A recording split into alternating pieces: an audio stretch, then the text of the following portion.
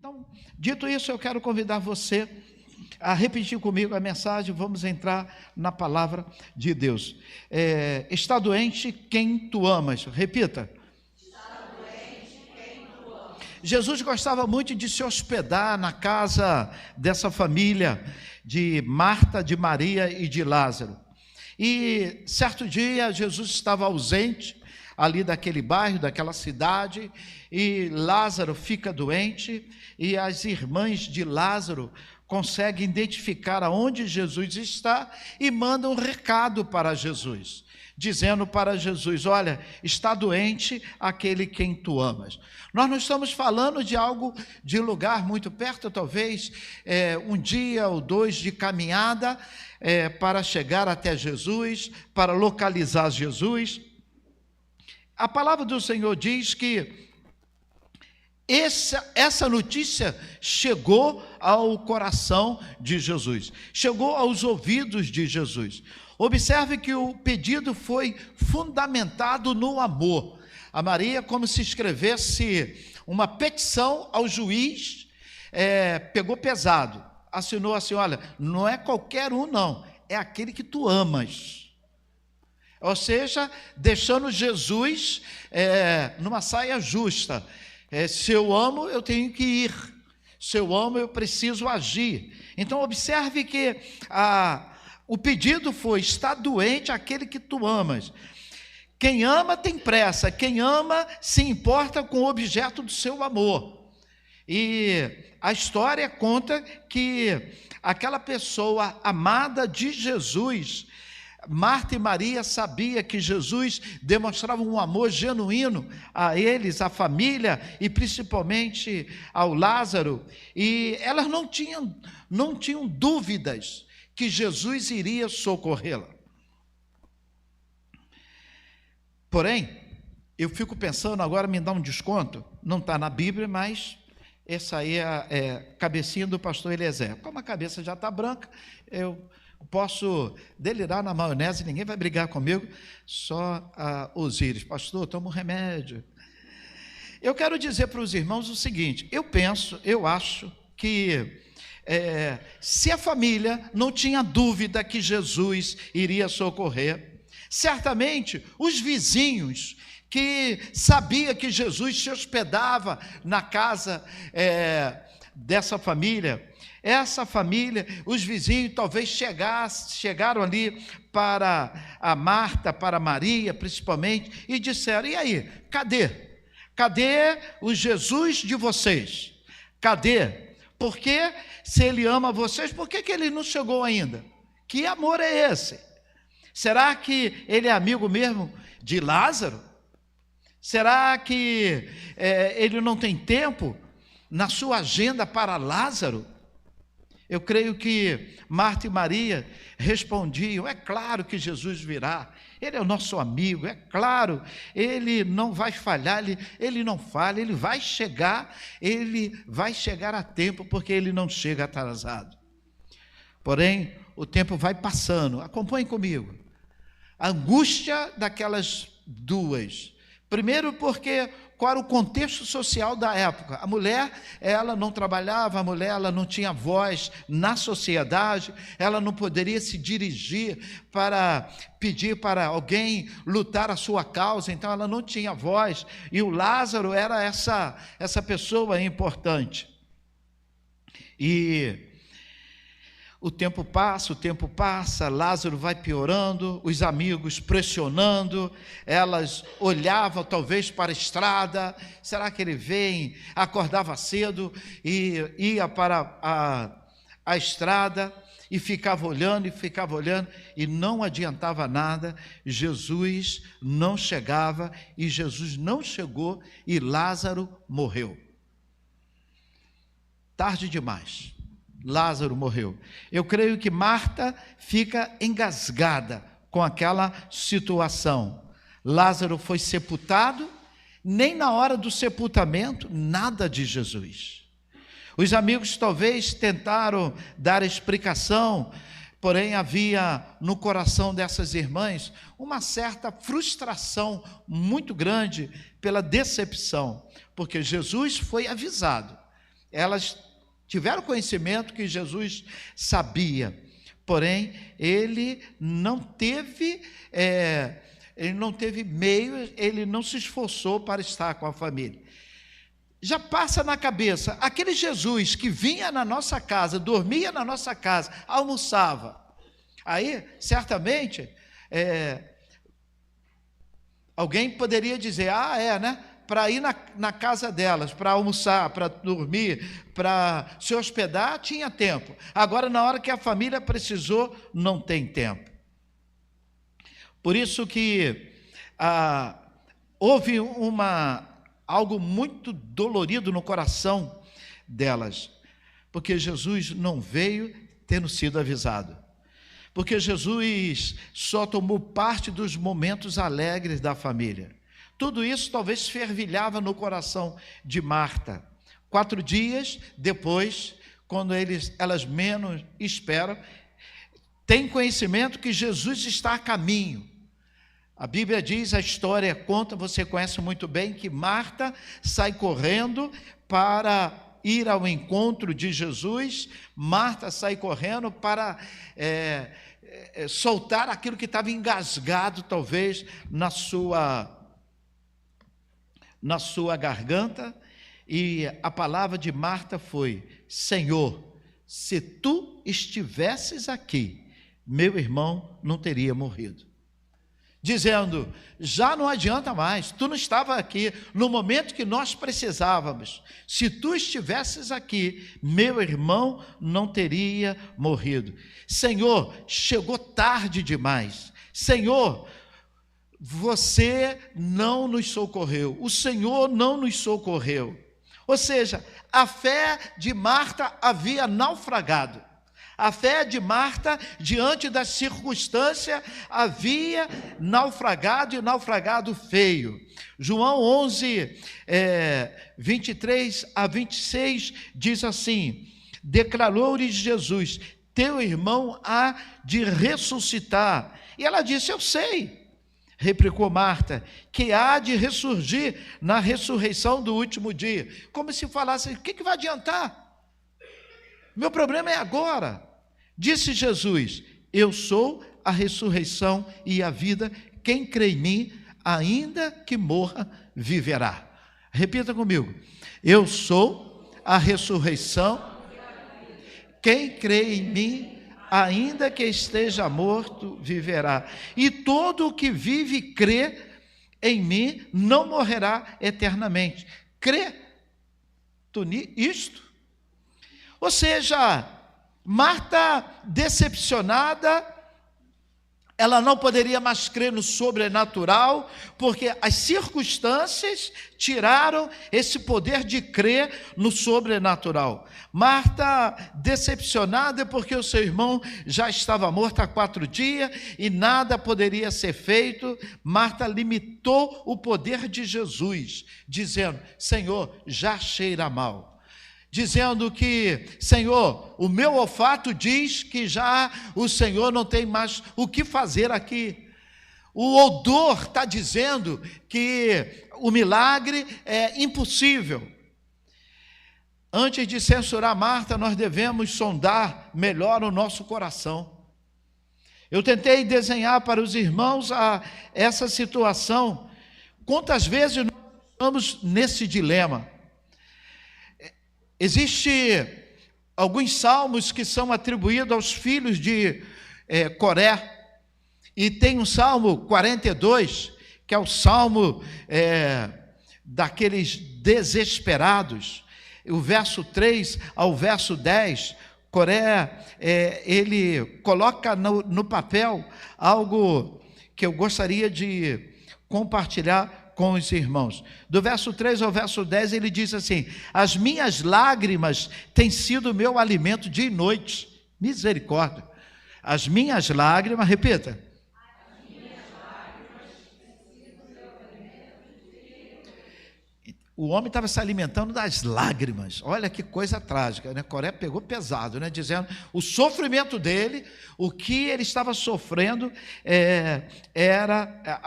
as lágrimas que jorrava era o que alimentava ele.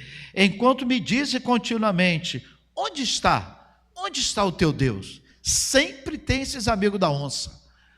Sempre vai haver esses amigos da onça, e ele sofria com isso.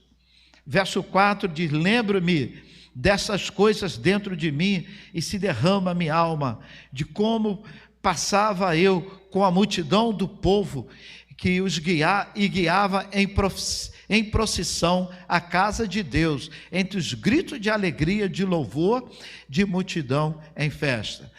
Então Coré está dizendo: olha, eu era aquele que levava a igreja, eu levava aqueles à casa do Senhor, dizendo: hoje é dia de ir na casa do Senhor, e o povo ia, e o povo se alegrava. Eu estava naquele momento com muita alegria, indo à casa do Senhor.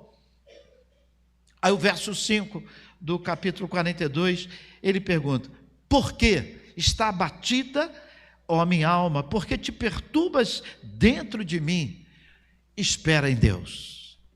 Repita comigo: espera em Deus. Seja o Coré na vida do seu irmão e fala assim: espera em Deus.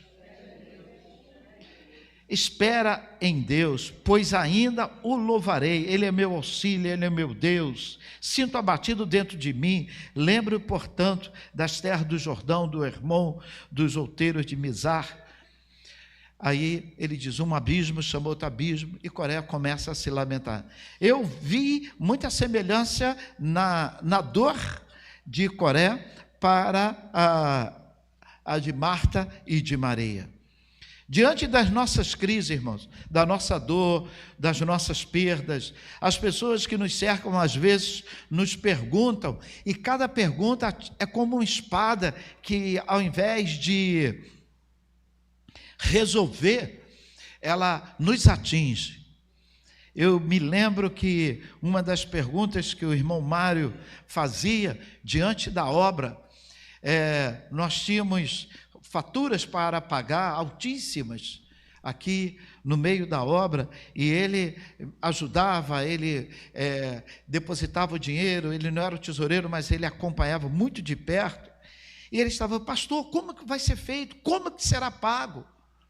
Como vai ser? Eu lembro que eu falava para ele, outro dia ele me lembrou isso. Eu falei: ô Mário, faça o seguinte, me pergunta isso na sexta-feira, que a semana já passou, eu vou dizer como que Deus fez. Agora eu não sei. Eu só sei que eu tenho que esperar em Deus. Como Deus fez. Aí eu vou dizer como Deus fez. Hoje eu não sei. Eu não sei. Aí ele falou assim: eu não aguento viver dessa maneira, não. Eu falei: mas tem que aprender, Mário. Tem que aprender. E ele estava falando, me lembrando disso.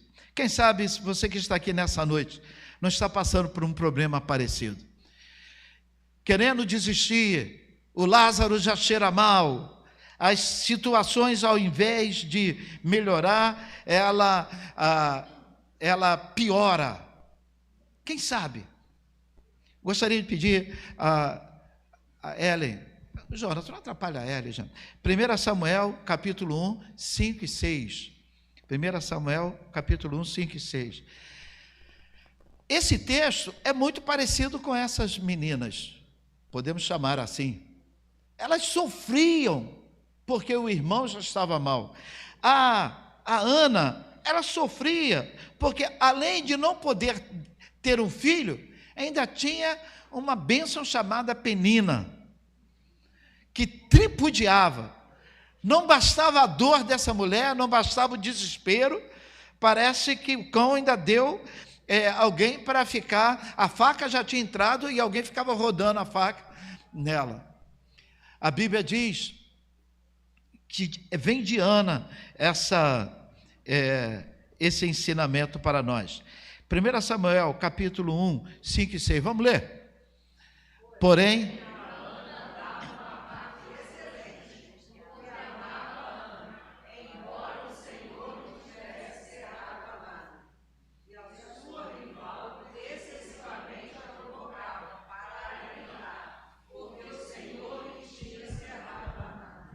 por que Deus adiou a bênção de Ana? Porque Deus, na sua soberania, Ele sabia que Ana teria um filho.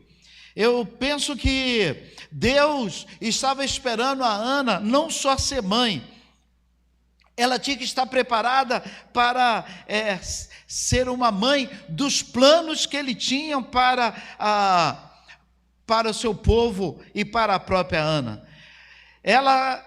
Deus tinha um plano para que ela fosse mãe, não só de uma criança, de um menino, de uma menina, mas o que Deus queria que ela fosse mãe de um dos maiores profetas da história. Tudo estava sendo preparado para que Ana fosse mãe, e isso passava pela espera dela. Ela teria que preparar o seu coração, aquilo teria que ser trabalhado no seu coração. Às vezes nós estamos passando por momentos dificílimos, e parece que Deus está em silêncio, mas o que nós vemos é Deus assoprando as palhas, assoprando aquilo que nos impede de enxergarmos algo maior que Ele tem para a nossa vida. No meio do caos, no meio da dificuldade, no meio dos problemas, tenho certeza que o Senhor não desistiu de você, tenho certeza que Deus continua tendo planos para a sua vida. A Bíblia diz que Ana depois pôde se alegrar no Senhor.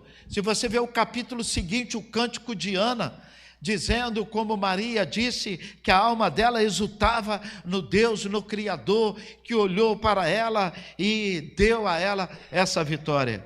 Deus adiou sim o sonho de Ana, pois ela não seria mãe apenas de um menino, mas ela seria mãe de um plano que ele tinha para o povo dele aqui nessa terra. Quando Deus parece distante, irmão, Ele está mais perto do que você pode imaginar. Quando Deus parece em silêncio, Ele está falando muito mais do que você possa imaginar. Abra sua Bíblia, Isaías 64, verso 4. Eu compartilhei hoje pela manhã esse texto na hora da ministração dos dízimos e das ofertas. Ele está marcado na minha Bíblia. Eu consigo recitá-lo de trás para frente, de frente para trás, porque vivi isso em momentos dificílimos, pedindo: Senhor, eu quero crer nessa palavra, eu quero viver essa palavra, eu não quero duvidar, eu quero tão somente confiar na Tua palavra. Então que você nessa noite faça isso, pegue esses versículos, pegue essas promessas e se embrulhe nas promessas de Deus. São elas que vão fazer você conseguir vencer as suas crises. Vamos lá. Porque desde a antiguidade, toda a igreja, vamos lá. Porque desde a antiguidade não se ouviu, nem com os ouvidos se percebeu, nem com os olhos se viu um Deus além de ti, que trabalha para aquele que nele espera. O segredo é esperar no Senhor. O segredo é aguardar no Senhor. E eu quero dizer para você que essas bobagens que você fala no momento da espera, Deus não leva em consideração. Um pai leva em consideração a malcriação que o filho faz no momento da briga. Mãe não sei o quê, pai não sei o quê. E na hora que ele chora, na hora que ele se arrepende, na hora você o abraça, você não está nem aí para aquilo que foi dito, você consegue esquecer. Imagina Deus.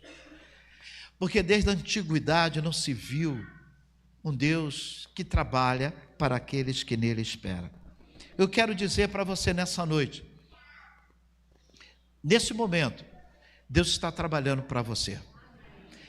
Nesse momento, Deus está trabalhando por você. A enfermidade de Lázaro não foi parte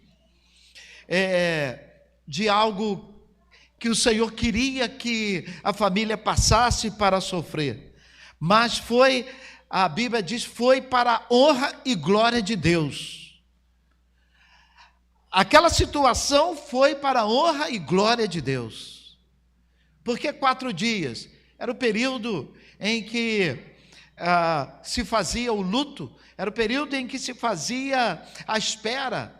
Depois de 4 dias já sabia que não tinha mais jeito. Eu vou falar algo aqui que os mais jovens não vão lembrar disso, mas irmã Lúcia Freitas, ela lembra dos hinos antigos que eu lembro, então ela vai lembrar disso. Eu, quando criança, morava no subúrbio e não tinha muita coisa para fazer. E eu e meus amigos sabia que sempre quando morria alguém, a família alugava ônibus. E era uma festa para nós crianças, até mesmo enterro. Então, fui muito enterro. Quando criança, entrava nos ônibus, ia enterro com criança. Uma mãe com tanto filho, nem sabia. Eu tinha ido no enterro e voltava, nem sabia. No passado, se tinha algo terrível. A pessoa que amava a sua família levava, pelo sim ou pelo não, um espelhinho no bolso. E antes de fechar o caixão, a pessoa colocava um espelhinho no nariz do defunto. Quem lembra disso? Quem já soube disso? Ali, graças a Deus. A Lúcia me deixou. A Lúcia estava falando, não. Botava um espelhinho no nariz do defunto. Sabe para quê? Saber se ele está respirando.